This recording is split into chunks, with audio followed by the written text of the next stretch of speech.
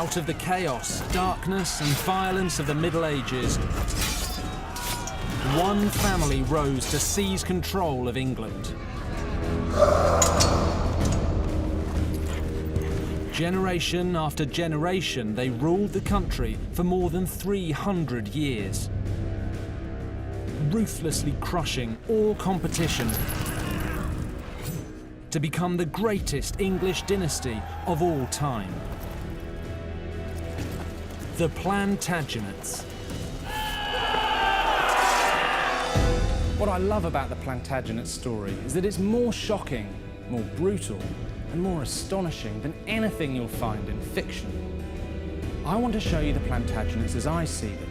Real, living, breathing people, driven by ambition, jealousy, hatred, and revenge. These kings murdered, betrayed, and tyrannized their way to spectacular success. For better and for worse, the Plantagenets forged England as a nation. This time, the founder of the dynasty, Henry II, warrior and empire builder. He transformed England from a war zone into a European superpower. But murder and betrayal by his own family threatened to tear apart everything he had achieved.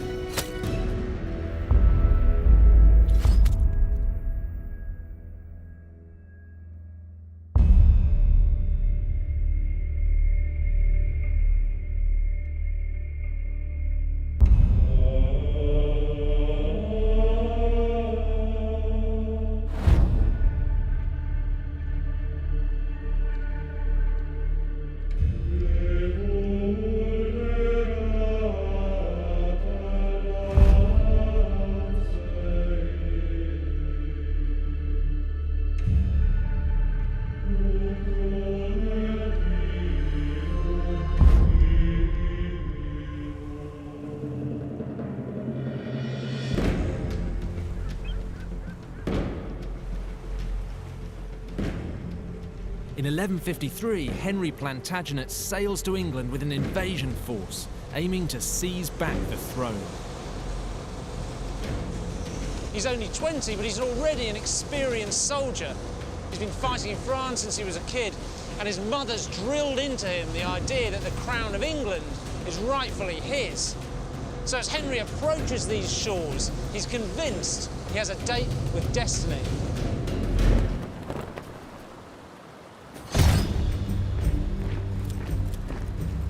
Henry's a powerhouse with a fiery temper, bursting with raw energy and ambition. Within a year, Stephen is dead and Henry is crowned Henry II, the first Plantagenet king.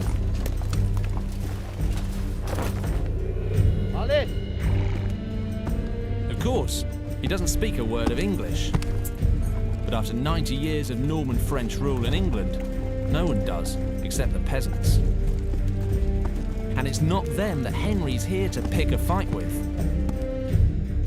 It's the barons. For a generation, the barons have been fighting vicious turf wars, burning, looting, raping, killing. If you lived here, you could come home any day to find your house on fire, your crops destroyed, your animals taken, or your family murdered. And this has been going on for nearly 20 years, as long as the new king has been alive. Henry's future, and the future of England, depends on bringing the barons to heel. He could simply destroy them. His army's big enough. But instead, he does something totally unexpected. High on the Welsh borders is Wigmore Castle, once one of England's greatest fortresses. It's the power base of Hugh Mortimer, toughest of the barons, and the last to hold out against the new king. No one defies Henry and gets away with it, so he turns up here at Wigmore with an army and lays siege to the castle.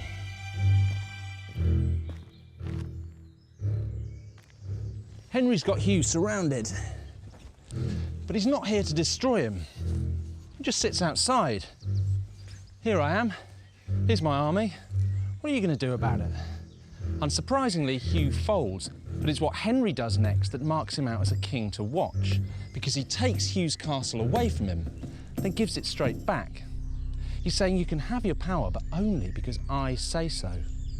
I'm the king, I'm in control, and you work for me.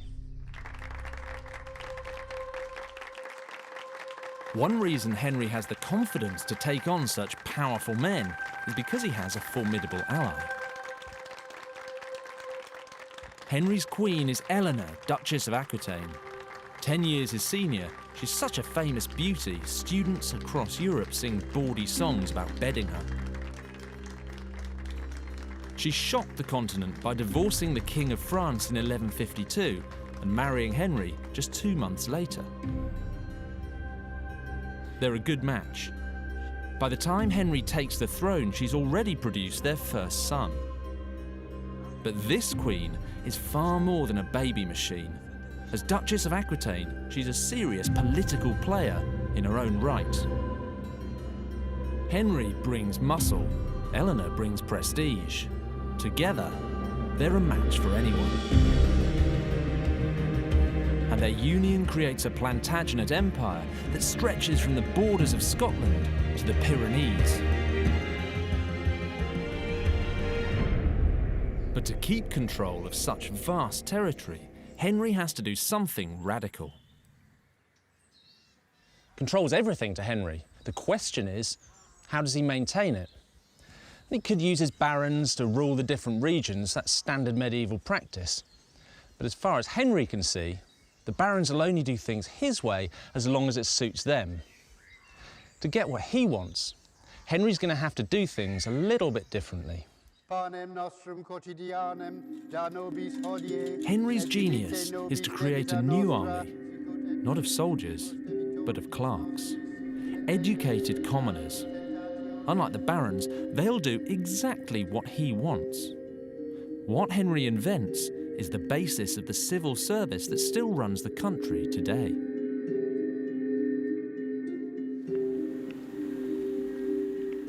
Here at the National Archives, 900-year-old documents reveal the full extent of Henry's control.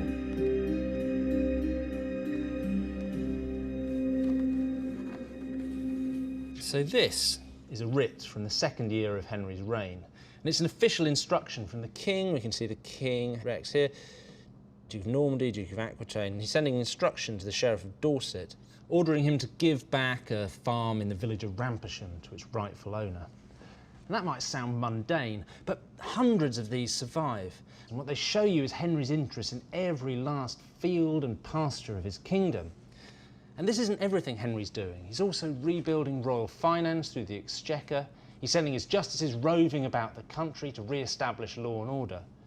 What it all adds up to is Henry's complete obsession with stamping his control over every area of his new kingdom.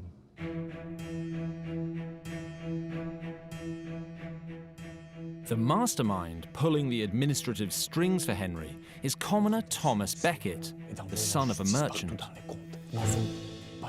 He may be low-born, but Becket's such a brilliant operator that Henry makes him Chancellor.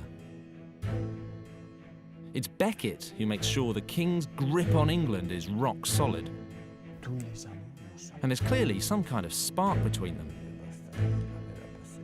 They quickly become drinking buddies, hunting partners, and best mates.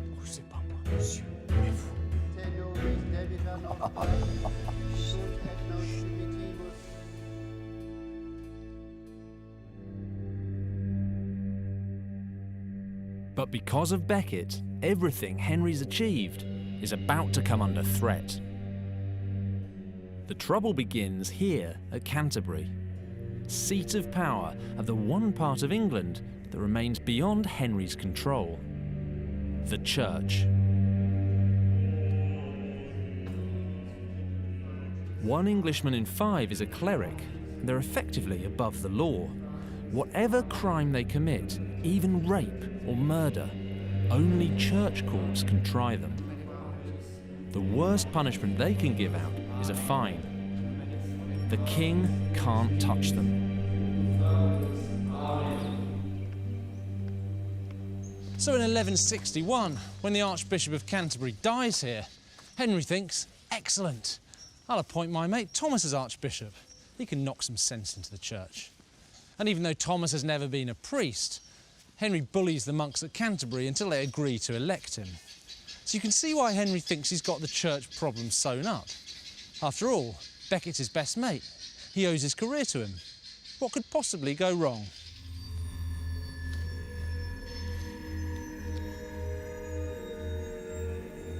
Henry's failed to spot a massive problem. In the medieval world, there is a higher power than the king. Becket finds God. Pretty much the first thing he does is hang the king out to dry by resigning as Chancellor.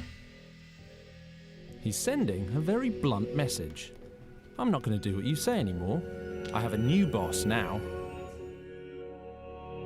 With God in his corner, Becket now defies every command the king makes to bring the church to heel. Unsurprisingly, it doesn't go down very well with Henry. This is a king famous across Europe for his uncontrollable temper. A man who once got so furious during an argument that he rolled around on the floor, pulling the straw out of his mattress, stuffing it into his mouth.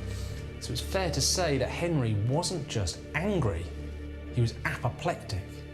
And this rage, combined with Henry's intense desire for control, will lead to murder and betrayal that threatens to destroy everything he's achieved.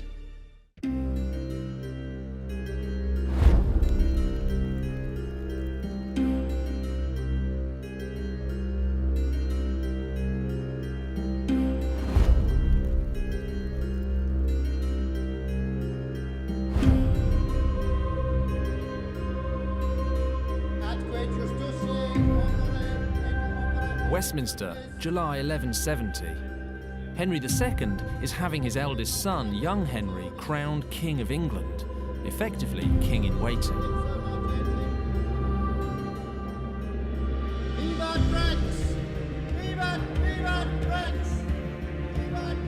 It should secure Henry's legacy. Instead, it's going to tear his world apart. Because there's one man who really should be there that Henry hasn't invited. Thomas Becket. Crowning kings of England is the Archbishop of Canterbury's gig, and it always has been. So when Becket finds out about the young king's coronation, he explodes with fury, and he does something utterly reckless. Becket excommunicates every single cleric involved.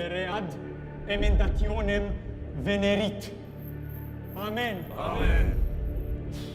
As far as he's concerned, they're quite literally going to hell. When the news reaches Henry, out comes his Plantagenet rage again, and he says something he'll come to regret for the rest of his life. Becket! Becket! Quel traître misérable et je l'éveille, qui permettent que le Seigneur soit traître avec un mépris si honteux par un si humble peuple. Henry's just venting, but that's not how it looks to his knights. What they hear is a direct order from their king. This simple misunderstanding sets up a disaster. And here, in Canterbury, it all comes crashing down. Days later, 4 knights burst through these doors.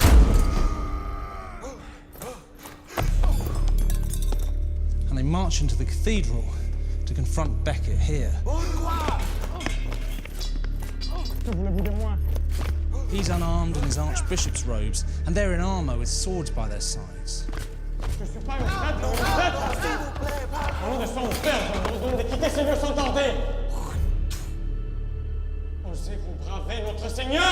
Furious words are exchanged. They try and drag Becket out of the cathedral, but he resists.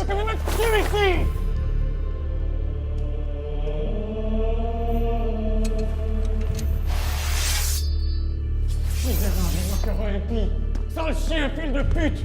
Vous allez brûler tout ça! And it's at this point one of the knights draws his sword and brings it down on Becket's head, chopping off part of his skull.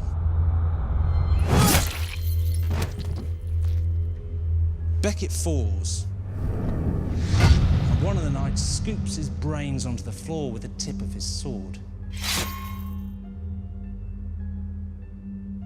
But they're not alone, because hiding in doorways and behind pillars are Becket's friends and supporters, bearing witness to an event that'll shock Christendom.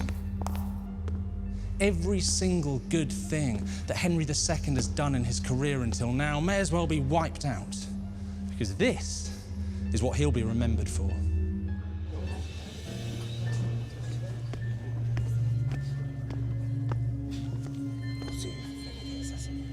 The fact that his words were taken out of context is neither here nor there.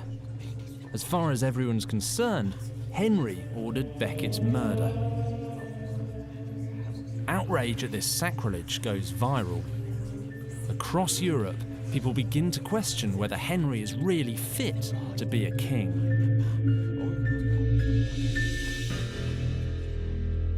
Henry realises straight away how damaging this will be. This is the first time since his meteoric rise that he's been vulnerable. But I think it would have hurt him personally as well. He and Becket may have been knocking lumps out of each other for years, but this is still a man who was once his closest friend, who understood him better than anyone else. The humiliated king makes himself scarce and goes to Ireland on campaign.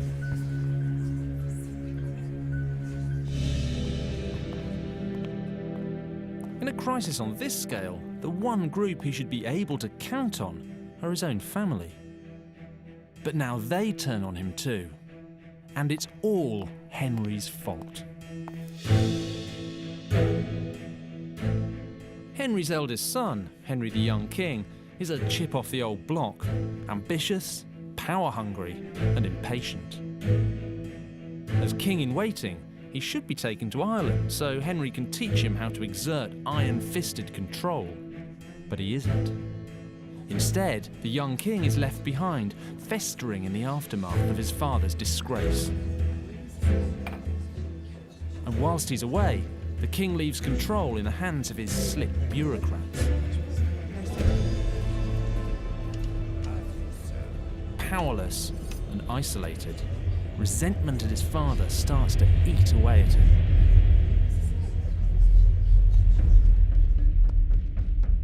Another surviving document reveals just how humiliating life is for the young king.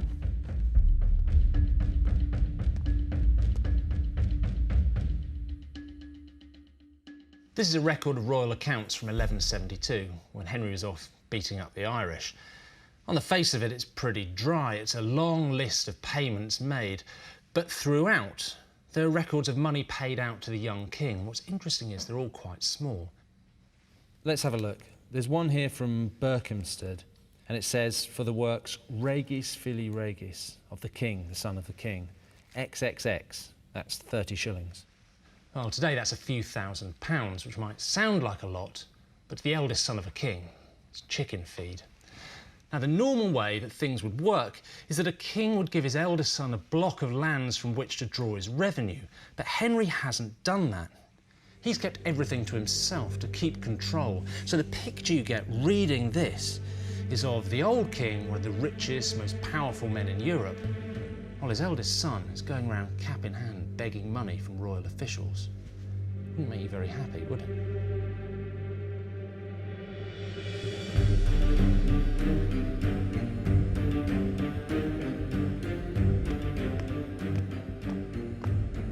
Resentment is spreading through the rest of the family too.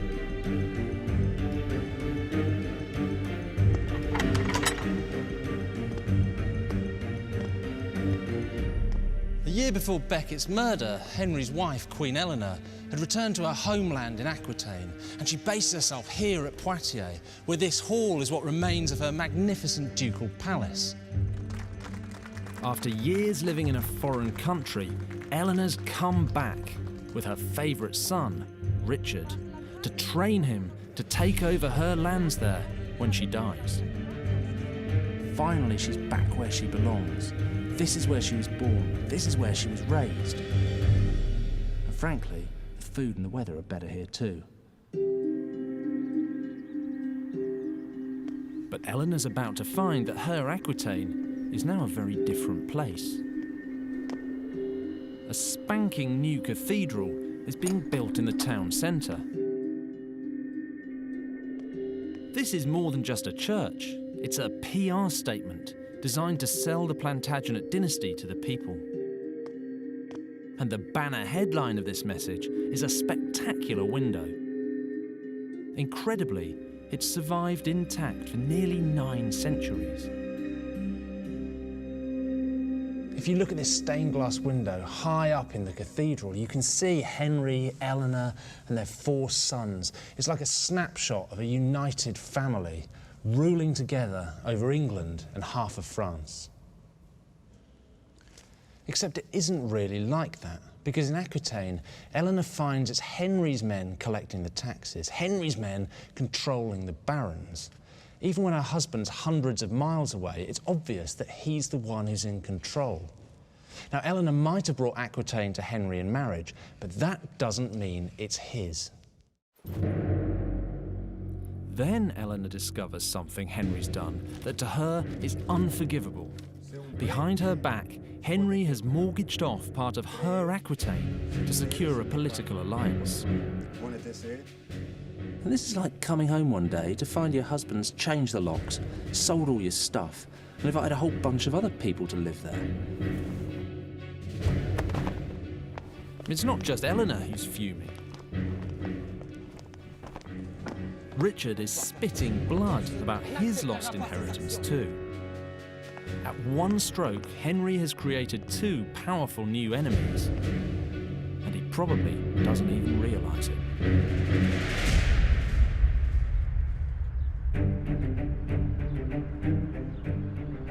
Henry's blindness to his family's feelings is a ticking time bomb.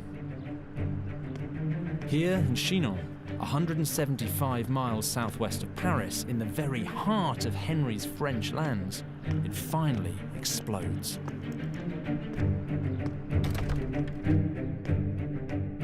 Chinon Castle has enormous strategic importance. If you want to rule the Plantagenet Empire, controlling it is absolutely essential. And that's exactly why Henry the young king expects that one day this castle will be his. Then, one night, Henry announces he's giving Chinon Castle, the jewel in the Plantagenet crown, to John, the young king's 6-year-old brother.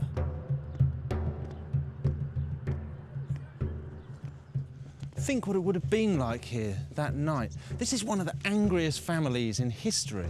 Try and imagine all that Plantagenet rage just boiling up. I don't think there'd have been much pleasant chit-chat over dinner. Chinon! Chinon! The loss of the castle is more than the young king can bear. True to form, Henry's completely dismissive. He's utterly incapable of seeing things from his son's point of view. But the young king is adamant.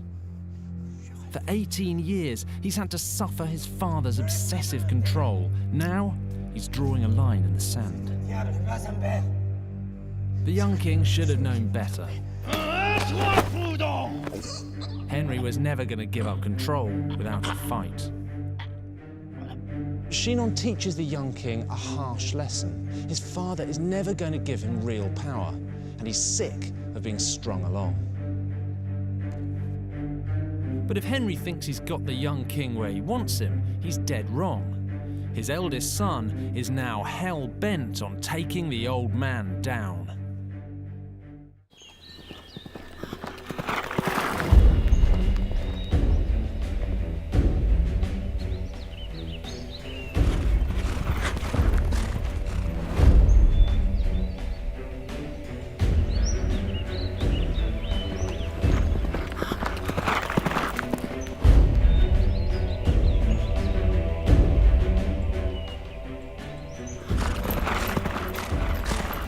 Spring 1173, the young king steals out of his father's custody and flees to Paris.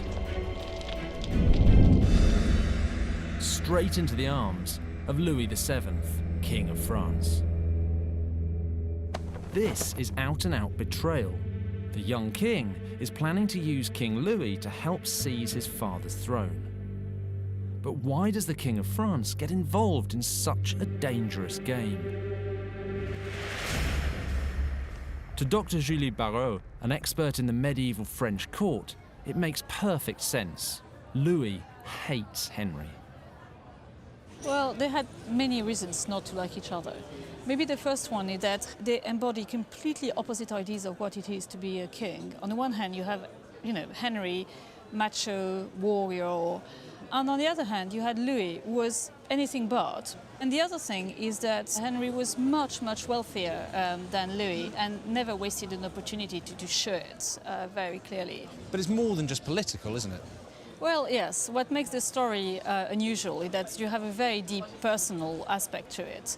A mere 2 months after Louis separated from his wife Eleanor, she married Henry, and she didn't just marry him, but she started having one baby boy after the other, when Louis and Eleanor had really tried for a son for years before that. So that must have been really, really painful for poor Louis. So all those aspects together explain why you have such a deep and long animosity between those two men. The young king rocking up in Paris is no surprise to Louis. This is more than just a spur-of-the-moment betrayal by a petulant son. Because Henry the young king isn't acting alone. His brothers are in on this too. And so's the one person who's vital to making the whole betrayal possible, Eleanor. The Queen's been plotting with her ex-husband to replace Henry II with a young king. She immediately sends Richard to join his older brother in Paris.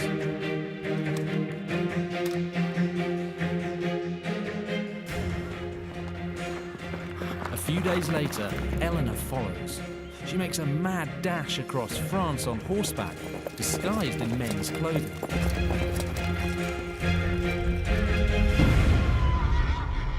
But she doesn't make it. She's caught on her way to Paris by Henry II's men and brought to Chinon Castle, not as a queen, but as a prisoner.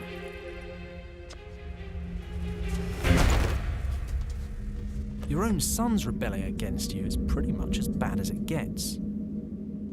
Your queen masterminding the whole plot with her ex? That's off the chart.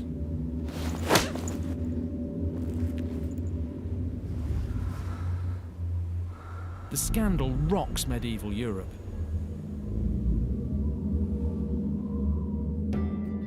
But there's no stopping the betrayal Eleanor has set in motion.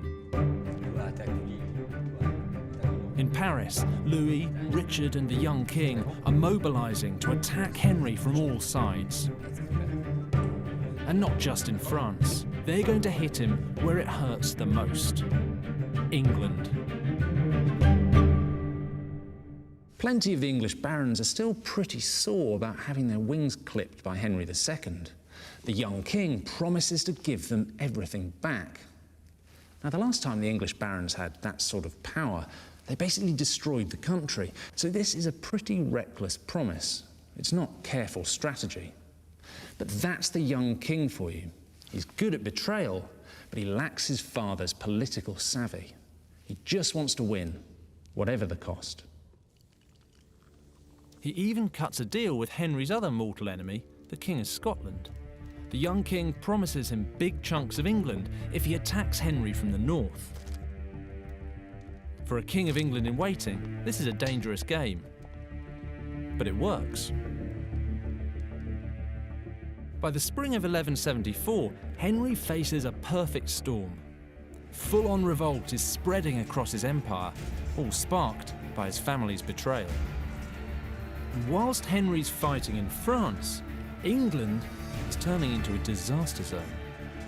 The King of Scotland has invaded the north, and foreign mercenaries are flooding across the Channel to support the Barons' revolt. If Henry doesn't do something drastic, England will be lost.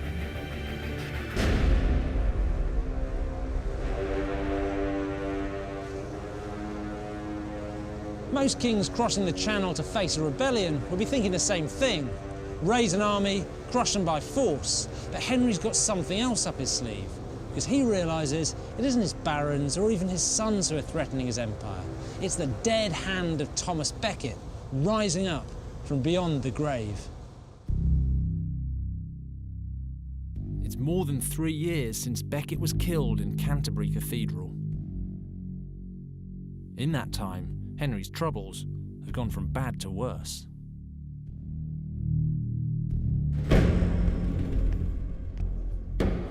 On the 12th of July 1174, Henry II heads to Canterbury. What he does in the next 24 hours will shock the world and decide the future of the entire Plantagenet dynasty. Just outside the city walls, he stops, removes his boots, and begins to walk barefoot along the road. People watching must be wondering if the desperate king has lost his mind. The streets here in Canterbury are full of people all nudging each other, pointing, maybe even trying to grab him. They know it's the king because behind him the royal standard's fluttering, but he's dressed as an ordinary pilgrim, in rough woolen clothes. And he's barefoot, and the roads aren't nice and clean and smooth. They're muddy, they're filthy, they're full of broken pots and sharp stones that cut his feet to shreds. This isn't just physically painful, it's humiliating. The King of England is dragging himself through the mud, leaving bloody footprints behind him. Henry's performing the most public act of penance imaginable, begging God and Becket to forgive him. This can only end in one place, Canterbury Cathedral. This wretched 3-mile walk is actually propaganda dynamite. Every person who sees it will spread the news of the scale of the king's penance. But Henry isn't finished yet. He knows he has one chance to win back the hearts and minds of his kingdom, and he's planning something spectacular.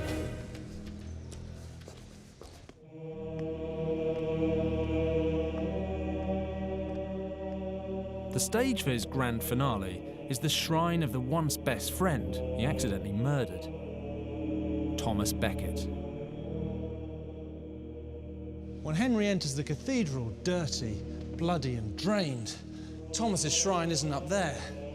It's down these stairs, in the crypt.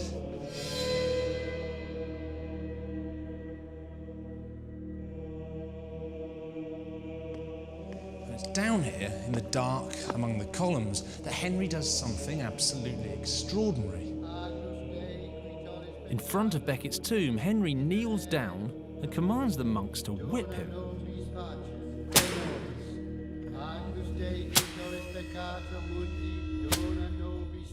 100 of them take turns to beat his back up to 5 times each with a birching rod. Henry is spilling his own blood to atone for the spilling of Becket's in the cathedral above. These are the same monks who cowered behind the pillars in horror back then. Now they are striking the blows, beating the sin out of the king. In all, Henry receives more than 300 flesh-lacerating lashes.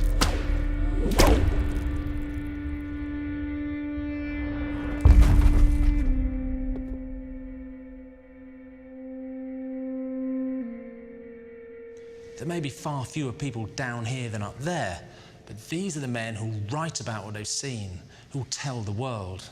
They may be Henry's punishers, but they're also his propagandists. It's a masterstroke of charismatic kingship. This is Henry's best shot at quashing the whispering campaign against him. But there's no guarantee it will save him. Then, something extraordinary happens.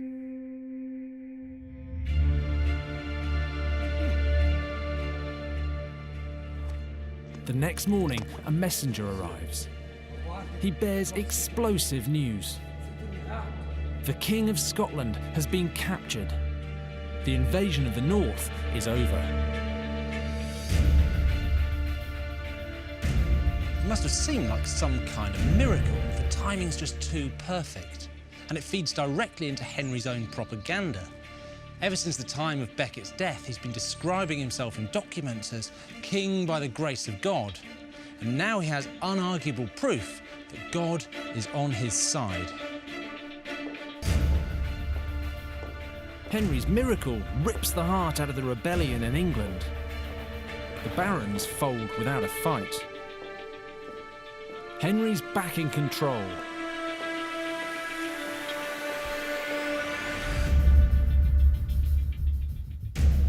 In less than a month, he's free to head back to France and take the fight to his traitorous sons. Henry's on a roll. When he gets back to France, the rebellion melts away before him. First, he persuades the flaky young king to switch sides, and that leads Richard to fold as well. The rebellion is snuffed out. For Henry's family, it's a catastrophe. They gambled everything and lost. The king has crushed them. But he now faces a dilemma: what to do with his treacherous family.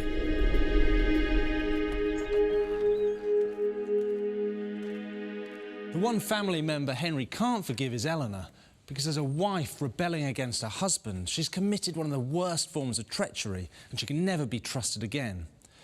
And here in this chapel near Chinon Castle, her fate is recorded in this incredible fresco. So at the front you can see her husband Henry, Eleanor's in the middle, and then behind her are two of her sons. This might look like a nice, touching Plantagenet family portrait, but it actually shows Eleanor being led off into captivity.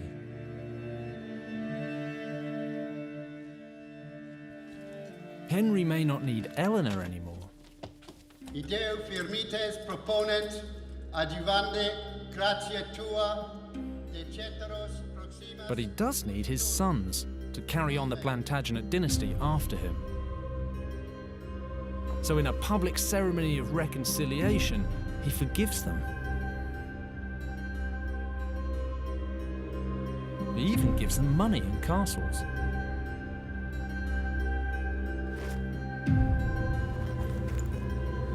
They may have been forgiven, but both boys must know that the one thing he'll never give them after this is any real power. Henry simply can't see that his obsession with control might be the root cause of all his family's betrayals. And this blindness to his own faults will ultimately destroy him.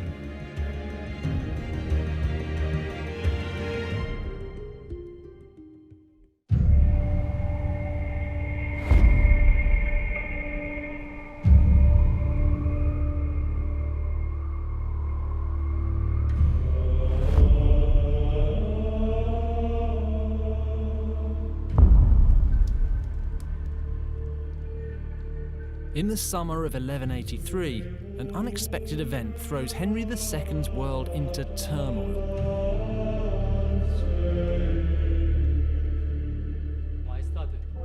His eldest son, the young king, dies, not by the sword, but of dysentery. An inglorious death for an inglorious son. M'écoutez beaucoup. Mais qu'il aurait pour vivre plus longtemps. Ne m'écoutez même plus.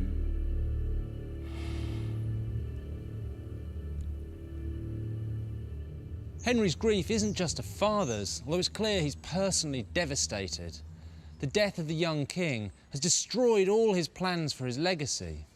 As his remaining sons begin to jockey for position, Henry is losing control again.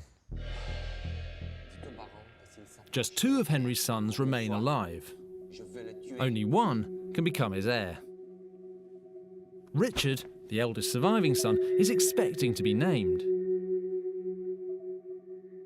But Henry's favourite has always been his youngest son, John. He, at least, has never betrayed his father. Even so, Henry doesn't dare name either of them. Henry drags his heels. Last time he named a successor, it was a disaster. This time he thinks by stalling, he can keep Richard obedient and under control. What he doesn't know is someone's been stoking up resentment in Richard, whispering ideas of betrayal in his ear yet again. The man doing the whispering is the new King of France, Philip II. He plays on Richard's fears, persuading him that his father intends to name John as heir. On verra cela.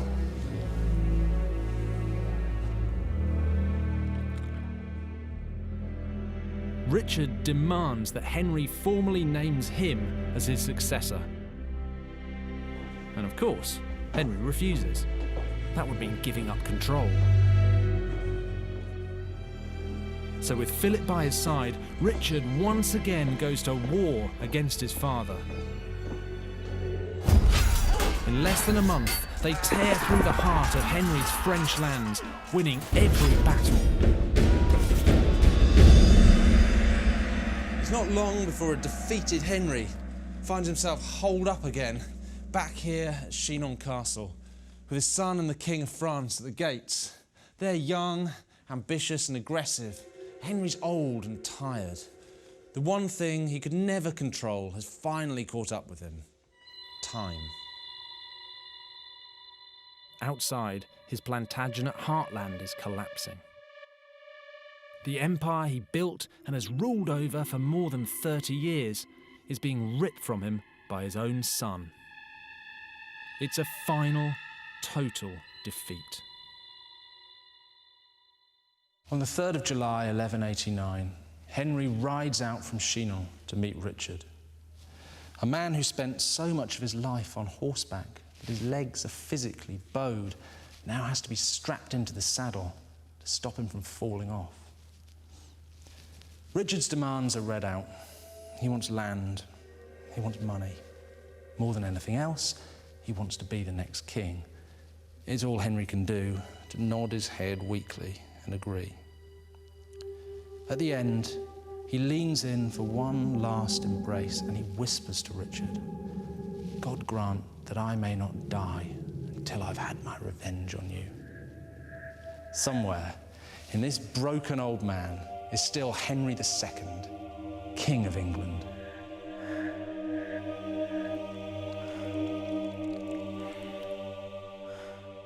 But this act of defiance is Henry's last hurrah.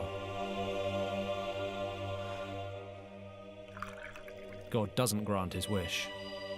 Henry II, the first Plantagenet King of England, dies 2 days later.